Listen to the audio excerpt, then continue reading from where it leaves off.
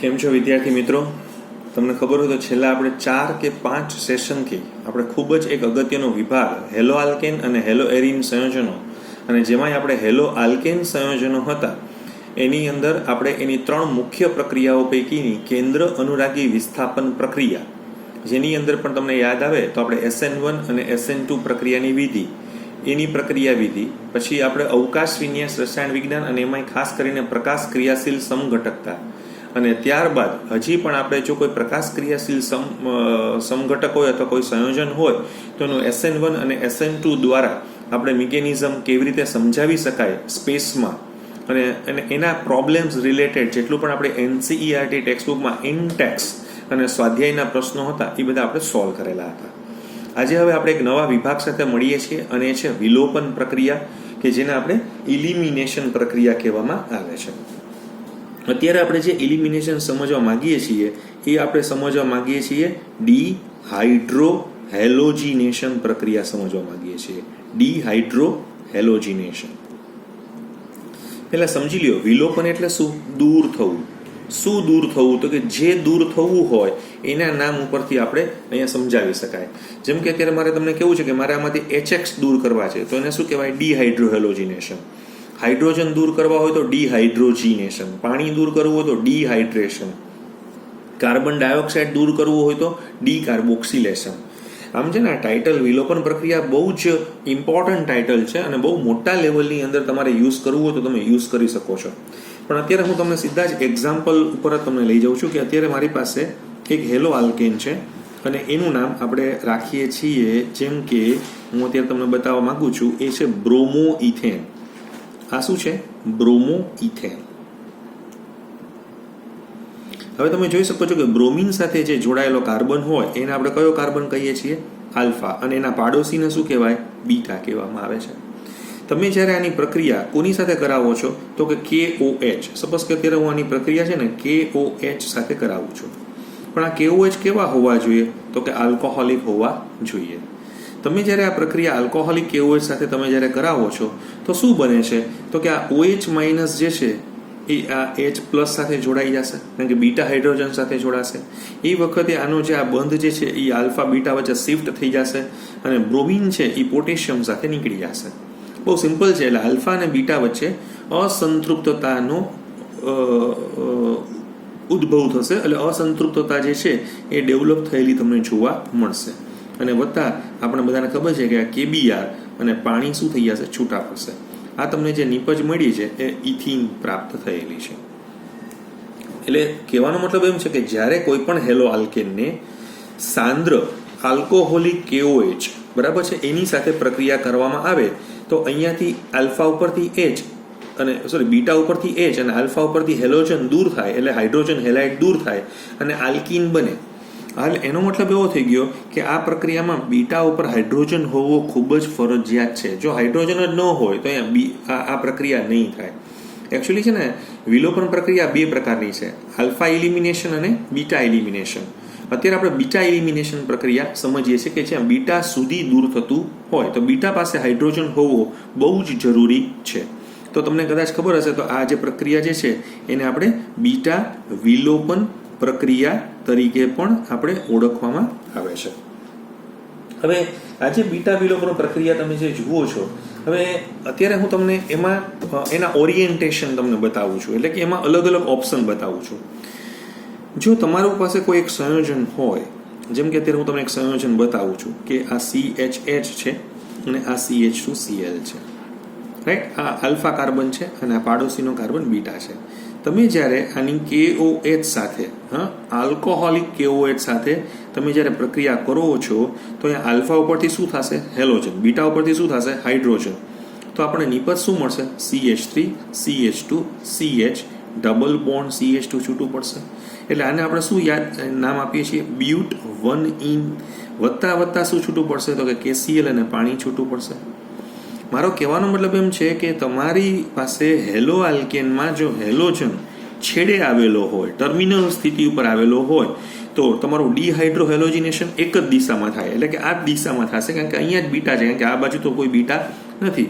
તો તમને કેટલી નીપજ મળશે? એક જ નીપજ મળશે. એટલે આ તમને નીપજ મળેલી છે. બીજું તમે જે લોકો ખૂબ જ જો સ્માર્ટ અને ઇન્ટેલિજન્સ હતો એમને બ્યુટ ઓનિન જોઈને પણ ખ્યાલ આવી જયો છે કે આમાં કોઈ ભૌમિતિક સમઘટકતા ઉત્પન્ન થઈ શકે એમ નથી. એટલે આમાં પણ કોઈ બીજી ઘટના અંદર જ્યોમેટ્રિકલ આઇસોમેરિઝમ દેખાતું નથી. પણ એવું બને કે જો તમારી પાસે કોઈ પણ હેલો આલ્કેન હોય અને એ હેલો આલ્કેનની અંદર એકથી એટલે બે કે તેથી વધુ એવી ડિરેક્શન હોય કે જ્યાં બીટા હાઇડ્રોજન હોઈ શકે છે. જેમ કે હું તમને એક એક્ઝામ્પલ આવું આપવા માંગુ છું કે મારી પાસે છે CH3 CH2 CH Br CH3. આપણે બધા જાણીએ છીએ કે આનું નામ શું છે તો કે 2 બ્રોમો બ્યુટેન. આ હેલોજન ધરાવતા કાર્બનને આપણે આલ્ફા કહેશું તો આના તમે જોશો તો 2 બીટા છે, દેખાય છે? એટલે આની પાસે 2 બીટા છે. એટલે અહીંયા પણ પ્રક્રિયા થઈ શકે, અહીંયા પણ પ્રક્રિયા થઈ શકે. જો તમે અહીંયા પ્રક્રિયા કરવા માંગો છો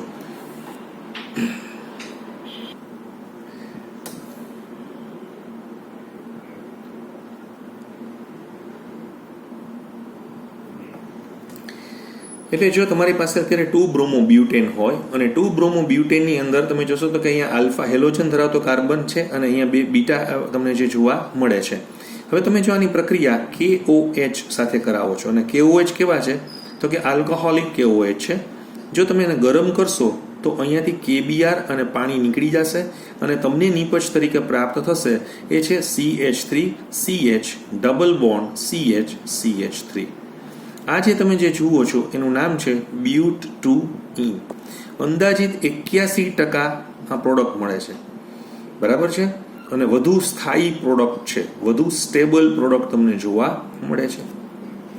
પણ એવું પણ બને ને કે તમે જો આ જ પ્રક્રિયા KOH સાથે જ્યારે આપણે કરેલી હતી ત્યારે 2 નિપજ મળવાની છે, અહીંયા પણ KBr અને H2O છૂટા પડશે અને તમને જે નિપજ તરીકે પ્રાપ્ત થશે એ છે CH3 CH2 CH double bond CH2. તો આનું નામ શું છે તો કે આનું નામ છે બ્યુટ 1 અને આ તમને કેટલી નિપજ મળશે તો કે 19% જેટલી નિપજ મળશે. અને આ કેવું છે તો કે ઓછો સ્થાયી છે. હવે આવું કેમ બન્યું કે જ્યારે તમારી પાસે કોઈ પણ હેલો આલ્કેનની અંદર 1 થી 2 કે તેથી વધુ જગ્યા ઉપર બીટા હાઇડ્રોજનની તમને જોવા મળે તો કઈ નિપજ મુખ્ય મળે તો કે એના માટે તમને યાદ આવે તો આપણે સેટ્ઝેફનો નિયમ છે, સેટ્ઝેફ રૂલ. કારણ કે એક જે વૈજ્ઞાનિક જે છે એકચ્યુઅલી આ જે છે એ રશિયન કેમિસ્ટ છે, રશિયન રસાયણ વૈજ્ઞાનિક છે. અને આ રસાયણ વૈજ્ઞાનિક જે એનું એક્ઝેક્ટલી આમ તો નામ જે છે એને લગભગ 1875ની સાલની અંદર એક નિયમ આપેલો હતો. એનું નામ આમ એના પ્રમાણે એના પ્રોનાઉન્સિએશન પ્રમાણે એલેક્ઝાન્ડર ઝેટ્સ્વે, એટલે તેનું ઝેટ્સેફ ઉપરથી પ્રનાઉન્સન જે છે ને એનું કરવામાં આવેલું છે. એટલે એને ઘણી વખત એને સેટ્ઝેફ રૂલ પણ કહેવામાં આવે છે અથવા એને ઘણી વખત એને સેટ્ઝેફ એલિમિનેશન પ્રક્રિયા પણ કહે છે. શું છે આ એલિમિનેશન તમે વિચારો. એકચ્યુઅલી તમે બહુ ધ્યાનથી મેં આના મિકેનિઝમ તમને બતાવ્યા નથી, બરાબર છે? પણ તમે મિકેનિઝમને બહુ શાંતિથી તમે જોશો તો આ જ્યારે બ્રોમિન નીકળી જાય ત્યારે અહીંયા કાર્બોકેટાયન જનરેટ થશે. એટલે તમારો સેકન્ડરી કાર્બોકેટાયન જનરેટ થયો છે. જ્યારે સેકન્ડરી કાર્બોકેટાયન જનરેટ થાય ત્યારે આ બાજુ અને આ બાજુ, તો આ બાજુ તો 3 હાઇડ્રોજન છે, આ બાજુ 2 જ હાઇડ્રોજન છે. હવે તમારી પાસે જ્યાં ઓછા હાઇડ્રોજન ધરાવતા પદાર્થ હશે તો આલ્ફા અને બીટા વચ્ચે ત્યાં સુધી રચાઈ જશે, પાયબંધ રચાઈ જશે. એટલે કહેવાનો મારો મતલબ એમ છે કે જ્યાં ઓછા નંબર, સપોઝ કે અત્યારે તમે જોયો તો આ બાજુ મિથાઇલ ગ્રુપ છે અને આ બાજુ ઇથાઇલ ગ્રુપ છે, તો જે બાજુ વધુ આલ્કાઇલ સમૂહ હોય અથવા જે બાજુ ઓછા હાઇડ્રોજન હોય તો ત્યાં એ પ્રક્રિયાના રેફરન્સમાં તમે જોવા તો એ બાજુ મુવમેન્ટ થાય અને તમને વધુ નિપજ આપશે. હજી તમે આને બહુ જ ધ્યાનથી તમે જોવાનું, હું તમને આ જ વસ્તુ ફરીથી પાછી બતાવું છું કે CH3 CH2 CH Br CH3 આ 2 બ્રોમો બ્યુટેન છે. તમે જ્યારે આની પ્રક્રિયા KOH કે જે આલ્કોહોલિક છે અને એની સાથે તમે જ્યારે કરી, આપણે બધાને ખબર છે કે આમાં ડિહાઇડ્રો હેલોજિનેશન થશે, પણ તમને ખબર છે કે કેટલી નિપજ મળવી જોઈએ તો કે એકચ્યુઅલી તો આમ તમે જોવા જશો ને તો 3 નિપજ તમને પ્રાપ્ત થશે. એમાં કારણ કે જ્યોમેટ્રિકલ આઇસોમેરિઝમ છે એટલે આમાં ટ્રાન્સ છે ને એ કેટલી છે તો કે 71% છે. અચ્છા, સીસ કેટલી છે તો કે સીસમાં તમે જોવા જશો તો C ડબલ બોન્ડ C, આ CH3, આ H અને આ H, તો આ સીસ છે. તો સીસ કેટલી તમને મળેલી છે તો કે 10% જ મળેલી છે. અને વત્તા શું મળશે તો કે 1 બ્યુટીન તો તમને મળશે જ, 1 બ્યુટીન તમને મળશે જે અંદાજિત 19% છે. આમાં કોઈ ભૌમિતિક સમઘટકતા નથી, બરાબર છે? પણ આ બેમાં તમને ભૌમિતિક સમઘટકતા તમને જોવા મળેલી છે. તો આમાં સીસ અને ટ્રાન્સને પણ તમે એટલે આમ તમે જો 71 અને 10 એટલે કેટલા થઈ ગયા 81, જે મેં તમને આગળ 81 બતાવેલા હતા. આ તો 19% હતો, એ 19% અહીંયા તમને આપેલું જ છે. હવે પ્રશ્ન એવો છે કે આ પ્રક્રિયા સરળતાથી શેમાં થઈ શકે? સો ઇઝ ઓફ ડિહાઇડ્રોહેલોજિનેશન એટલે કે તો એના માટે એવું કહેવાય છે કે જો તમે સેટસેફ રૂલને બહુ ધ્યાનથી તમે જોશો તો કોઈ પણ આલ્કાઇલ હેલાઇડ કે જે વધુ સ્થાયી પ્રક્રિયા જ્યારે ડિહાઇડ્રોહેલોજિનેશનથી કરે અથવા ફાસ્ટ પ્રોસેસ કરે તો એ ક્યારે કરી શકે છે? તો એના માટેના હું તમને અલગ અલગ 3 ઓપ્શન આપું છું. એક જે છે એ છે CH3CH2Cl. આનું નામ છે આપણે ઇથાઇલ ક્લોરાઇડ. આ ઇથાઇલ ક્લોરાઇડની પ્રક્રિયા આપણે કેવું સાથે કરીએ છીએ? આ આલ્ફા છે, આ બીટા છે. અહીંયા આલ્ફા ઉપરથી હેલોજન અને બીટા ઉપરથી હાઇડ્રોજન દૂર થાય તો CH2 ડબલ બોન્ડ CH2 આ તમને કઈ નિપજ પ્રાપ્ત થઈ છે? તો કે ઇથિનની નિપજ પ્રાપ્ત થઈ છે. આ તમારો પ્રાઇમરી હેલાઇડ હતો, બરાબર જોજો. હવે આમાં હું તમને એક બીજું એક્ઝામ્પલ આપવા માંગુ છું. એ છે CH3CHCl CH3. આની પ્રક્રિયા તમે કોની સાથે કરવા માંગો છો? ફરીથી પાછું કેવું છે, આ બધું પાછું આલ્કોહોલિક છે, એ બધું ધ્યાનમાં જ રાખવાનું. અને એને આપણે હીટ પણ આપીએ છીએ, એટલે આલ્કોહોલિક છે અને એને આપણે હીટ પણ આપીએ છીએ. આ આલ્ફા છે, તમે જોયું. આ શું છે? બીટા છે. તો અહીંયા તમને જે નિપજ મળશે એ કંઈક આવી મળશે ને, CH3CH ડબલ બોન્ડ CH2. આ સેકન્ડરી છે. અહીંયા પણ તમે જોવા જશો તો આ તમને આવું મળશે ને, CH3 છે, આ CH3 છે, આ CH3 છે અને આ Cl છે. તો હેલોજન ધરાવતો કાર્બન આલ્ફા, પણ અહીંયા 3 જગ્યા ઉપર બીટા છે. 3 બીટા આમ તો સરખી જ છે, પણ 3 બીટાના સ્થાન તમને જોવા મળે છે. અને KOH આલ્કોહોલિક સાથે તમે જ્યારે પ્રક્રિયા કરો છો તો તમને અહીંયા નિપજ તરીકે મળશે CH3 અને અહીંયા શું મળશે? Double bond CH2. તો હવે પ્રશ્ન એવો છે કે આ જ્યારે તમે બધા ડિહાઇડ્રોહેલોજિનેશન કર્યા કે જેમાં તમને એક જગ્યાએ નિપજ ઇથિન બની, એકમાં તમને પ્રોપિન બની, એકમાં તમને 2-મિથાઇલ પ્રોપિન બની, તો આ પ્રક્રિયા બહુ ફાસ્ટ નીકળશે. આ પ્રક્રિયા બહુ જ ફાસ્ટ તમને જોવા મળશે. તમે જોઈ શકો છો કે અહીંયા ઇથિન બનેલું છે, અહીંયા પ્રોપિન બનેલું છે અને અહીંયા 2-મિથાઇલ પ્રોપિન બનેલું છે. તો આ પ્રક્રિયા વધારે ફાસ્ટ તમને જોવા મળે છે. એ વધારે ફાસ્ટ જોવાનું કારણ એટલા માટે છે કારણ કે આની પાસે વધારે, આમાં તમે જુઓ 3 હાઇડ્રોજન છે, આમાં 6 હાઇડ્રોજન છે, આમાં 3 ને 3 6 ને 3 9 હાઇડ્રોજન છે. એટલે મતલબ કેવો છે કે number of hydrogen, beta hydrogen વધતા હોય એટલે કે બીટા હાઇડ્રોજનની સંખ્યા જેમ વધુ હશે, જેમ વધુ તેમ પ્રક્રિયા જે છે એ કેવી થાય? સરળતાથી થાય. બીજું પણ તમે કારણ તમને જોવા મળશે. શું કારણ તમને બીજું જોવા મળશે? આનો મતલબ એવો થઈ ગયો કે આ પ્રક્રિયામાં વેગ આવો થયો ને કે CH3 પછી શું છે? તો કે CH3 ટ્વાઇસ CHCl. પછી શું છે? તો કે CH3 CH2Cl. તો આ એનો રેટ થયો. તો આ બહુ ધ્યાનથી તમે જોવાનો પ્રયત્ન કરશો તો આ પ્રક્રિયાનો ક્રમ આવો થઈ ગયો ને, તૃતીયક, દ્વિતીયક અને શું થઈ ગયો? પ્રાથમિક. તો આના પ્રમાણમાં તમને જોવા મળે. અચ્છા, બીજું એવું થાય કે અહીંયા ક્લોરીન હોત, એકમાં ક્લોરીન હોત, અથવા આની અંદર બીજું બ્રોમિન હોત, ત્રીજો આયોડીન હોત, તો કે પેલા આયોડીન જે છે ને એ ઝડપથી નીકળે કારણ કે સારામાં સારું લિવિંગ ગ્રુપ છે. પછી શું આવશે? તો કે બ્રોમિન આવશે. પછી શું આવશે? તો કે ક્લોરીન આવશે. અને છેલ્લે શું આવશે? તો કે ફ્લોરિન આવશે. એટલે આમ તમે જોવા જાઓ તો આપણી જે ટેક્સ્ટબુક પ્રમાણેના કોન્સેપ્ટ મેં તમને સમજાવેલા છે. તો આ આખું એક વિલોપન પ્રક્રિયાના સંદર્ભમાં કહી શકાય. પણ મારે તમને એનાથી પણ એક વધારે ઇમ્પોર્ટન્ટ વાત જે છે એ બીજા એક સેક્શનમાં તમને સમજાવી છે. મારે છે ને હવે તમને એક એવો પોઈન્ટ ક્લિયર કરવો છે, કારણ કે તમે જોશો તો સ્પર્ધાત્મક પરીક્ષાઓ જેવી કે JEE છે કે NEET છે, એમાં આ રેફરન્સના જ ક્વેશ્ચનો સૌથી વધારે પૂછાતા હોય છે. હવે રેફરન્સ શું છે એ આપણે સમજીએ. મારું અત્યારે હવે એક નવો કોન્સેપ્ટ હું તમને બતાવવા માંગુ છું અને એ છે વિલોપન વિરુદ્ધ વિસ્થાપન. બહુ ઇમ્પોર્ટન્ટ ક્વેશ્ચન છે. ઇલિમિનેશન થાય કે સબસ્ટિટ્યુશન થાય, કારણ કે બધું હેલો આલ્કેનમાં જ કરવું છે. તો અહીંયા તમારે ધ્યાનમાં રાખવાનું કે જ્યારે કોઈ પણ તમારા પાસે આલ્કાઇલ હેલાઇડ હોય, રાઈટ, એ આલ્કાઇલ હેલાઇડ પાસે જ્યારે બીટા હાઇડ્રોજન હોય, તમે પહેલા બરાબર સમજી લેજો. તમારી પાસે પહેલા શું હોવું જોઈએ? આલ્કાઇલ હેલાઇડ હોવું જોઈએ. તો કે એ તો બંનેમાં હોય જ. અચ્છા, પણ એની પાસે પાછો શું હોવો જોઈએ? બીટા હાઇડ્રોજન હોવો જોઈએ. બીટા હાઇડ્રોજન હોવો જોઈએ. જો આની તમે પ્રક્રિયા બેઝ સાથે અથવા કેન્દ્ર અનુરાગી પ્રક્રિયક, જેને આપણે શું કહેવામાં આવે છે?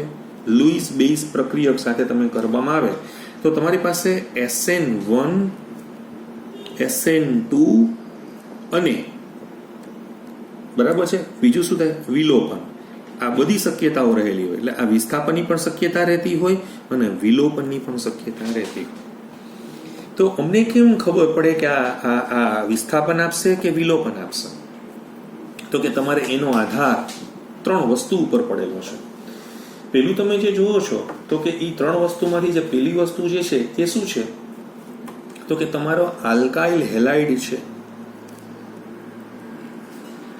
એ આલ્કાઇલ હેલાઇડનો સ્વભાવ શું છે એટલે પ્રાઇમરી છે સેકન્ડરી છે ટર્શરી છે નંબર 2 તમે જે બેઝ લીધેલો છે કે તમે જે કેન્દ્ર અનુરાગી પ્રક્રિયક લ્યો છો બરાબર છે બેઝ અથવા કેન્દ્ર અનુરાગી પ્રક્રિયક એની શું જોવે તો કે એની પ્રબળતા એટલે અથવા એને કદ પણ કહેવામાં આવે છે પ્રબળતા અથવા કદ રાઈટ એટલે આમ તો બંને આપણે અલગ અલગ કરી નાખીએ કે પ્રબળતા પણ જુદી છે અને કદ પણ જુદું છે સાઇઝ એની જોવાની અને સ્ટ્રોંગ છે કે વીક છે આ તમારે જોવાનું અને ત્રીજા નંબરમાં તમારે જોવું પડશે એની પ્રક્રિયા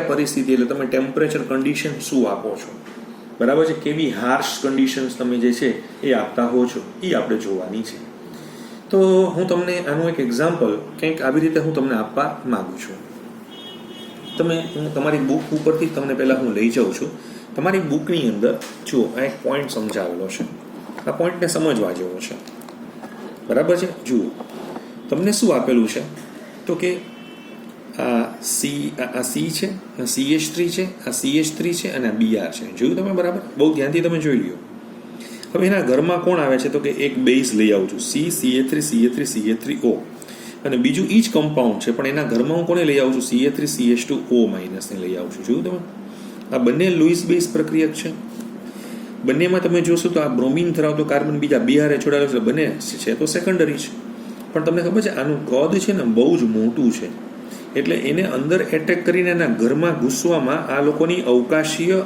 અવરોધકતા એટલે કે સ્ટીયરિંગ હિન્ડ્રન્સ થવાનું છે અને નોટ્સ ક્રાઉડિંગ ઇફેક્ટ છે એટલે આ અંદર જવાને બદલે આના ઘરમાંથી પ્રોટોન ઉપાડી લેવાનું પસંદ કરશે એટલે આ વિલોપન બાજુ જશે એટલે મોટા કદના જો તમારી પાસે લુઈસ બેઝ પ્રક્રિયક હોય તો એ વધારે પડતી કઈ બાજુ જતા રહેશે વિલોપન પણ તમે જો આ નાના કદવાળું છે CA3CH2O તો એ સીધો એટેક આની અંદર કરશે અને તમને કઈ પ્રક્રિયા તરફ લઈ જઈ રહ્યા છે તો કે વિસ્થાપન પ્રક્રિયા તરફ લઈ જઈ રહ્યા છે તો તમને ખ્યાલ આવી ગયેલો હશે કે નેચર ઓફ આલ્કાઇલ હેલાઇડ જે છે એનું ફંક્શન શું છે એ તમને ખબર પડે છે હવે મારે તમને એક પોઈન્ટ એવો સમજાવવો છે કે જેમાં મારી પાસે એક સંયોજન છે CH3 CH Br CH3 2 બ્રોમોપ્રોપેન આ ફરીથી પાછું એક જ ઉદાહરણ આપું છું પણ અહીંયા છે ને બેઝ લઈ રહ્યો છું બંનેમાં હું એવા બેઝ લઈ રહ્યો છું કે જે સરળ છે એટલે બહુ આમ જટિલ નથી પણ એક કેવો છે આ નિર્બળ બેઝ છે અને આ કેવો છે તો કે CH3 CH2O Na+.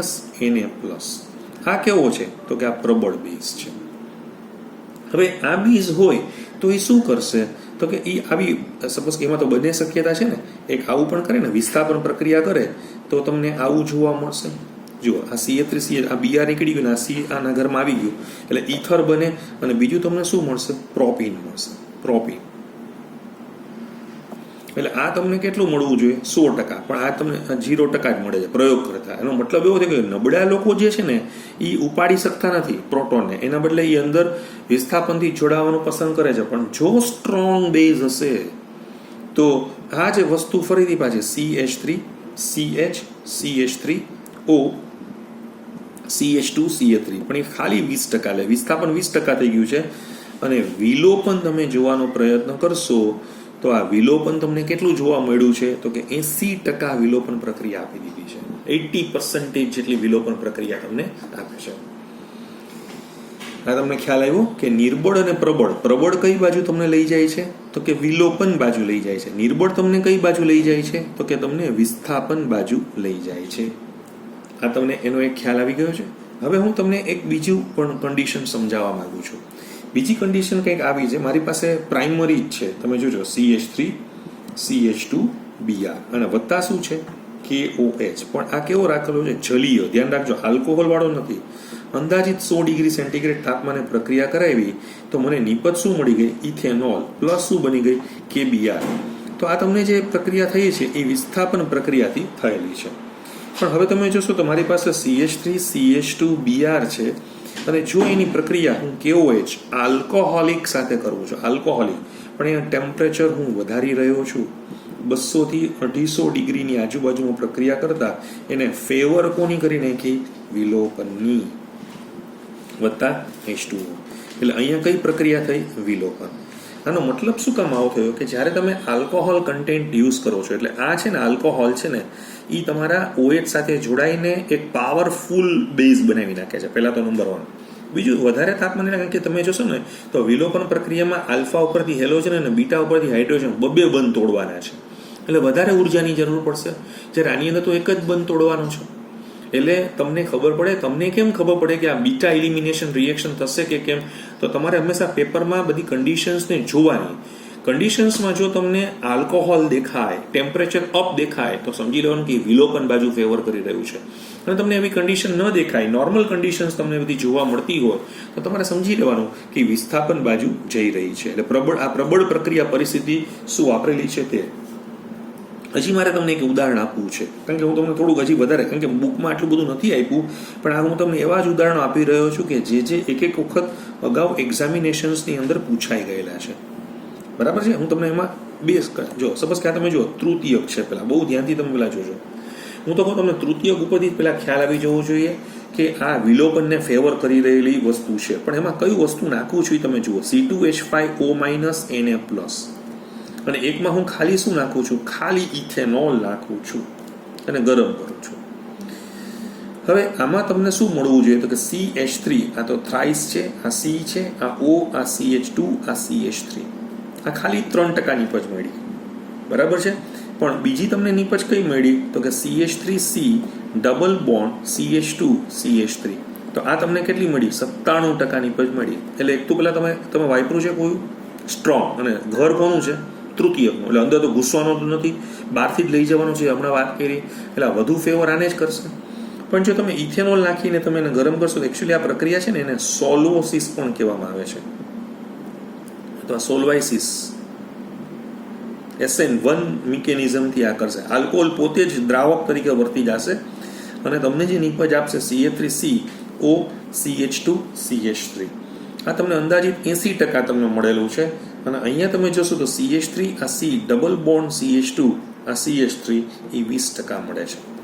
તો આનો મતલબ એવો થયો ને કે તમે જ્યારે આ પ્રક્રિયામાં C2H5OH નાખ્યું તો આ પ્રક્રિયાથી તમને આ નિપજ મળી. તો અહીંયા એવા પ્રકારની કેન્દ્ર તમે અહીંયા એવા પ્રકારની સોલ્વોસિસ પ્રક્રિયા થયેલી છે કે જ્યાં સોલ્વન્ટ એટલે કે દ્રાવક પોતે જ જે છે ને ન્યુક્લિયોફાઇલની જેમ વર્તે છે, પોતે જ ન્યુક્લિયોફાઇલ થઈ જાય છે. એટલે આવા પ્રકારના પ્રક્રિયાને સોલ્વાઇસિસ રિએક્શન પણ કહેવામાં આવે છે. અને આ રીતે સોલ્વાઇસિસ પ્રક્રિયાથી તમને ખ્યાલ આવ્યો. પણ તમને એકદમ જેને કહેવાય ને કે સ્થૂળ ખ્યાલ તમને આ 3 વસ્તુ ખબર પડી જવી જોઈએ. જો તૃતીય હશે ને તો એ વિલોપન બાજુ જશે. બરાબર છે? તમારો બેઝ અથવા આ પાવરફુલ હશે તો વિલોપન બાજુ જશે. કદ મોટું હશે તો પણ વિલોપન બાજુ જશે. પ્રક્રિયા પરિસ્થિતિ હાર્શ હશે, આપણે કડક પ્રક્રિયા પરિસ્થિતિ, તાપમાન ઊંચું રાખશું અને આલ્કોહોલની હાજરી રાખશું તો પણ એ કઈ બાજુ એને ફેવર કરી રહ્યું છે? તો કે વિલોપન બાજુ એને ફેવર કરી રહેલું છે. તો તમને આના ખ્યાલ જે છે એ તમને મળી ગયેલો છે. એટલે આજના લેક્ચરમાં આપણે આખી એક વિલોપન પ્રક્રિયા છે તમારી બુકમાં આપેલી છે, પણ થોડુંક મેં એને વધારે ડિટેલમાં તમને આમાં રજૂ કરેલી છે. તો છતાં તમને કંઈ પ્રશ્ન હોય અને તો પણ મને જણાવજો. અને હવે આના ઉપર અમુક થોડા ક્વેશ્ચન્સ જે બધા હશે એ આપણે નેક્સ્ટ સેશનમાં લેશું. Thank you.